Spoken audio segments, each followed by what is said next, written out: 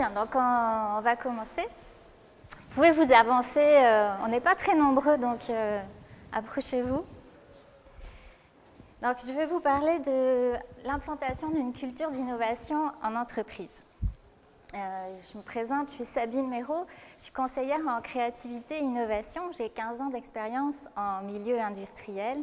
J'ai travaillé pour différentes entreprises, différentes organisations, une PME d'injection plastique où j'étais responsable du bureau d'études et du design, à une société qui fabriquait des produits de béton d'aménagement paysager, mais une très grosse structure qui s'appelle CRH, qui est leader des matériaux de fabrication, de construction. Et donc j'ai travaillé vraiment dans divers secteurs.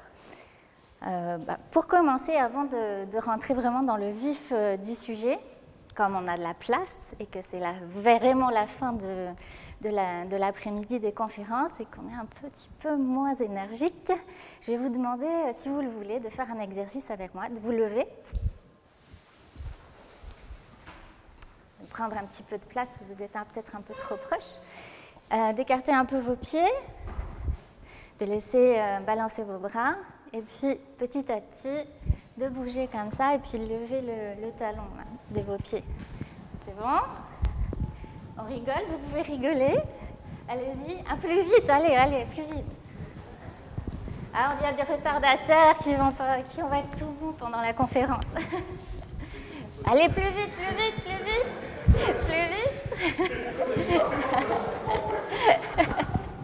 C'est bon, parce que nous, c'est bon, là, on a assez travaillé. C'est bon, vous êtes réveillés? Oui? Ça va, c'est bon? Vous pouvez vous asseoir. Hein, c'était juste un petit exercice pour vous réveiller. Donc, oui, vous allez me dire, Sabine, mais pour implanter une culture d'innovation, est-ce qu'il y a une différence entre une PME et une grande organisation? Je veux dire, oui, il y a des différences, mais aussi il y a des similitudes. La similitude, c'est la résistance au changement. L'innovation, tout le monde veut en faire, mais c'est délicat quand même. Comment on va prendre ça? Donc, vous aurez toujours des personnes qui vont être un peu frileuses et résistantes au changement. Par contre, la différence, c'est que dans une grande organisation, vous avez énormément de gens à convaincre qu'il faut agir, qu'il faut se structurer pour innover. On se met pas au dernier moment à dire il nous faut une idée géniale là pour demain. Il faut s'organiser. Et dans une PME, donc vous allez avoir moins de gens à convaincre. Ça, c'est génial. Donc ça va aller un peu plus vite. Par contre, comme vous êtes moins nombreux, vous allez avoir moins d'accès pour implanter votre innovation. Donc il faut bien se structurer, bien se préparer. Donc c'est pour ça que je vous propose 3 points. Donc comment construire une vision partagée, comment constituer une équipe d'innovation et comment créer une synergie d'innovation.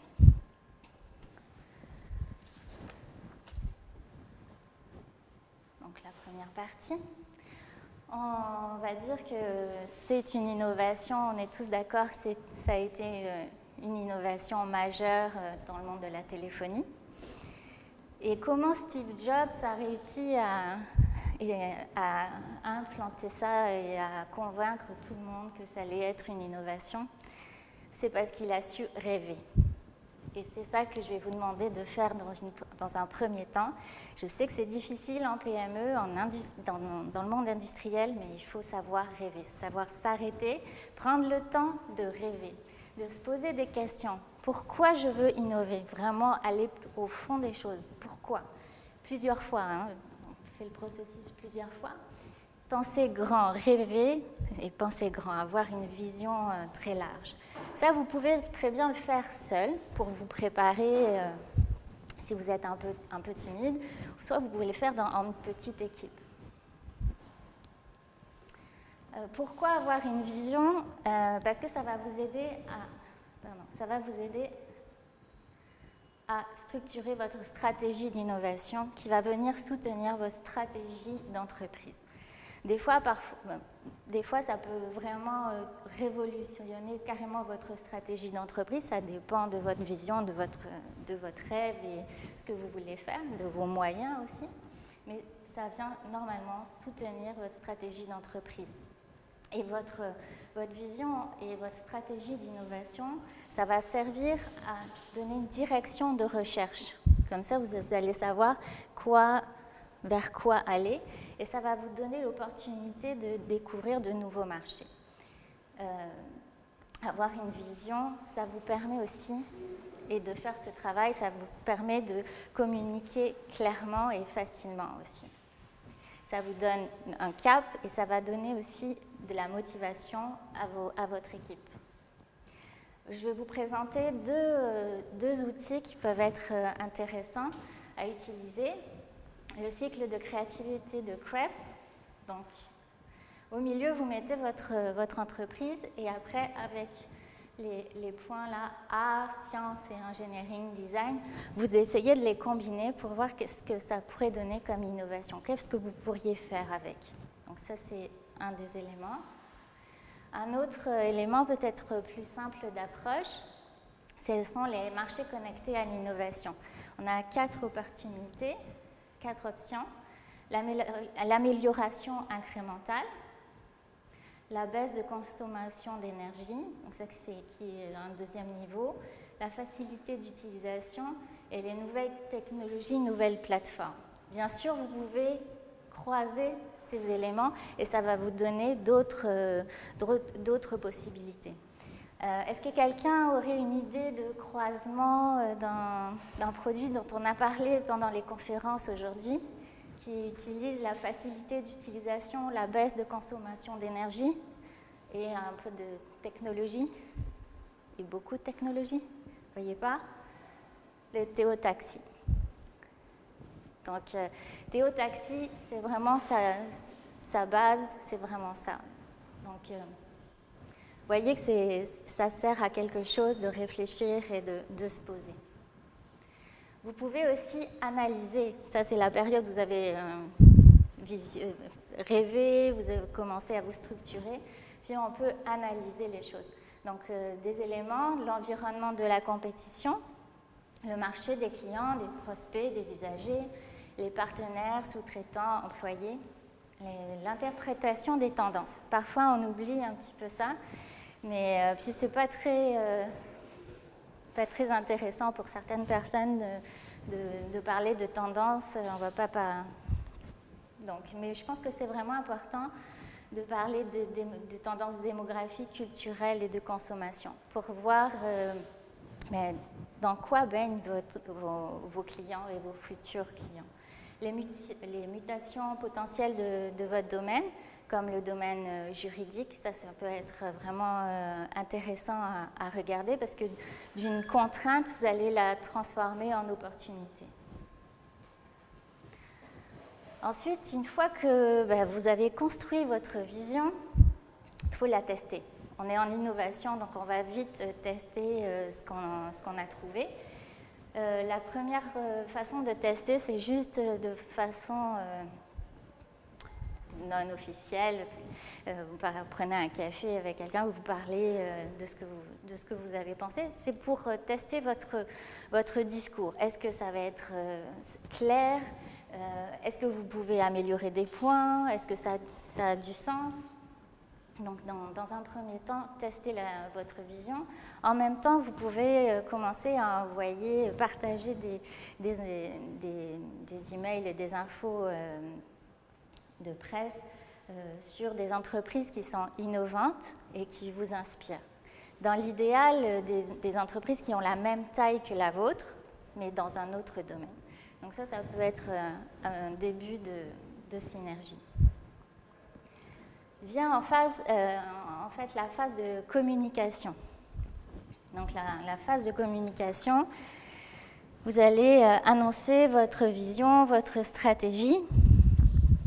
Et ce qui est important, donc c'est vous parlez d'innovation. Donc soyez innovant dans la façon de communiquer. ne restez pas dans votre entreprise en rentrant dans la même salle de réunion. Essayez d'aller à l'extérieur, faites un événement de cette communication. Il faut que votre communication soit claire, précise. Vous avez à communiquer une vision ambitieuse, mais réaliste, et vous avez une vision qui est atteignable. Donc, il faut aussi parler de l'innovation. Qu'est-ce que c'est l'innovation? L'innovation, c'est pas une autoroute, hein, c'est un chemin sinueux, c'est difficile, vous allez rencontrer des embûches, donc il faut être clair avec les gens qui vous entourent, et il faut parler vrai.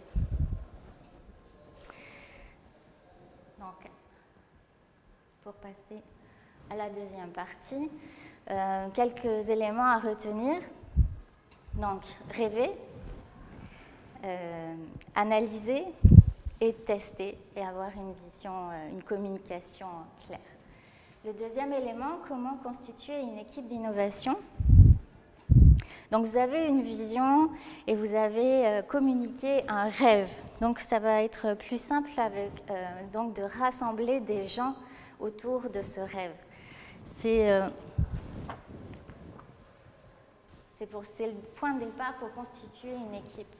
Parce que vous allez motiver des gens, justement, sur une base volontaire, à constituer une équipe d'innovation. Constituer une équipe d'innovation, c'est vraiment une balance et un équilibre fragile. J'ai mis extravertis, introvertis, femmes, hommes.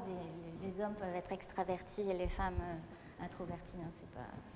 Mais des pragmatiques, des créatifs, des gens de tous âges, c'est vraiment la base, en fait. Pour vous aider dans la sélection des personnes, il y a acteurs ou des usagers potentiels, l'intérêt. Puis après, on retourne sur la table de travail, voir si ça correspond au business case et puis si on peut aller de l'avant. Donc, ça dépend de chaque phase et de chaque entreprise. Est-ce que ça répond? Oui. Oui. C'est les chefs de produits qui sont un peu intégrés à ça, j'imagine. Comme je vous ai dit, dans l'équipe idéale d'innovation, il y a du marketing, de la vente, de la R&D, de la production. Donc, tous les acteurs de l'entreprise sont là et partagent leurs connaissances.